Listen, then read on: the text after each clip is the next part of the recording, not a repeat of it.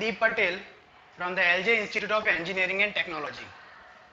Today we are going to discuss about some important topics of basic mechanical engineering. Okay, so today we are going to discuss about two topics. First is the prime mover and second is the thermodynamic system. So let us start with the prime mover. Now, what is the prime mover? So first, the prime mover is a device which uses energy from the natural sources and convert it into the mechanical energy. So let us take one example. The petrols and diesels are available from the nature. Now, the chemical energy is contained into the petrol and diesel. But if we want to convert this chemical energy into mechanical energy, then we need one device which can convert that chemical energy into mechanical energy. So, for converting chemical energy into mechanical energy, that device is known as engine, and that engine is known as prime mover. So, we can say that prime mover is a device which convert energy from the natural sources convert into the mechanical energy. Okay. Now, next is how we can classify the prime mover. So the prime mover is classified according to the sources of energy. So the sources of energy is classified into the main two types. First is the thermal sources and next is the non-thermal sources. So in the thermal sources, first is the fuel, second is the nuclear, third is the geothermal energy, fourth is the bioenergy, and fifth is the direct solar energy. So if we want to convert energy of the fuel into mechanical energy, then we need engine. That engine is categorized into the external combustion engine and second is the internal combustion engine. Okay, and then if we want to convert this nuclear energy into mechanical energy or power, mechanical power, then we need one power plant, that is the nuclear power plant. Okay. Now, non-thermal energy is categorized into the hydraulic energy, next tidal energy and wind energy. So the energy which is available in the wind, if we convert into the power, then we need windmill. Okay, so we can say that windmill is a prime mover. Now, our next topic is the thermodynamic system. Okay, so first of all, let us understand what is the meaning of thermodynamic system. Okay, so we can say that thermodynamic system means the area or the region in the space on which our entire study is focused. That is known as the thermodynamic system. Now let us take one example. If I want to analyze this remote, then this remote is the thermodynamic system for me. Okay, and everything external to this remote is the surrounding. So we can say that where our entire study is focused, that is known as the thermodynamic system, and everything external to the system is known as the surrounding. Now the space which separates the system and the surrounding is known as the boundary. Okay, so boundary can be fixed or it can be movable. Okay. Now next, how the thermodynamic system are classified. So thermodynamic system is classified into the three types. First is the open system, next is the closed system, and third is the isolated system. So first of all, let us discuss about the open system. So what is the meaning of open system? Open system means the system in which the mass and energy both can transfer.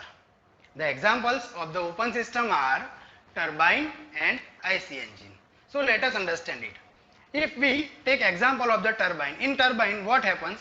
The steam is enters from one section and it is going outward from the next section. Okay, so the mass transfer takes place from one side and it is going outward from the other side. Okay, and simultaneously what happens? The heat which is available in the steam is taken by the boundary of the turbine, and then that heat is flow to the atmosphere. Okay, so we can say that here both things is happen. Mass transfer is takes place, also the energy transfer is takes place. Also we can take example of the IC engine. In IC engine what happens?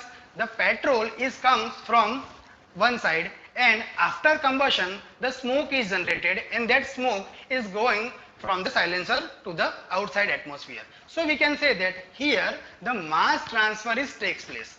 Also the energy which is available in the petrol is transferred is converted into the heat energy, and that heat energy is gained by the cylinder wall. Okay, and that energy is transferred to the surrounding. So here we can say that in also IC engine the mass transfer and the energy transfer is takes place. Also we can take one example of the pump.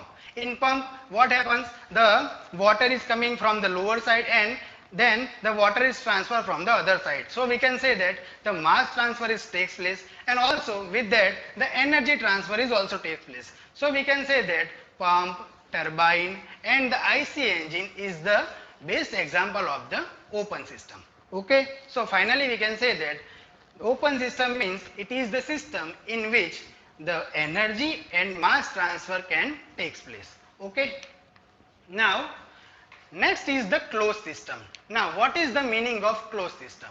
In closed system only energy transfer can takes place, no mass transfer can takes place. Okay, the example of the closed system is boiling of water in the clothespin or the thermometer. Now let us understand it. In thermometer what happens? The amount of mercury is remains as it is. Now when we measure the temperature of any body, what happens? The energy is transferred from human body to the thermometer, and mercury is expands. So the mass of the mercury is remains constant, but the energy from one body to the another body is transferred. So we can say that the thermometer is the example of the closed system. Also we can say that boiling of water in the clothespin. What happens? When we boil the water in the clothespin, the pan is getting the heat from the burner. Okay, so that the energy transfer takes place. But here the amount of the water will remains as it is. Okay, because the pan is closed. So here the energy transfer takes place, but no mass transfer is taking place. So that type of system is known as the closed system. Okay, now our third system is the isolated system. Now what happens in the isolated system? In isolated system neither mass nor energy transfer can takes place. Okay, and the best example of the isolated system is the thermos. What happens in the thermos? If we pour hot tea inside the thermos, then the temperature of that hot tea is remains same for long time. Okay, so here we can say that no energy will be transferred from the thermos to the atmosphere. Also the amount of that tea it will remain same. So no mass transfer is taking place from system or from thermos to the atmosphere. So we can say that here not energy nor mass transfer is takes place from the system to the surrounding. Okay, so we can say that thermos is the best example of the isolated system. Also we can say that universe is the best example of the isolated system. So this is what all about the thermodynamic system: open system, closed system and isolated system. In open system mass and energy both can transfer, in closed system only energy can transfer, and in isolated system neither mass nor energy can transfer takes place.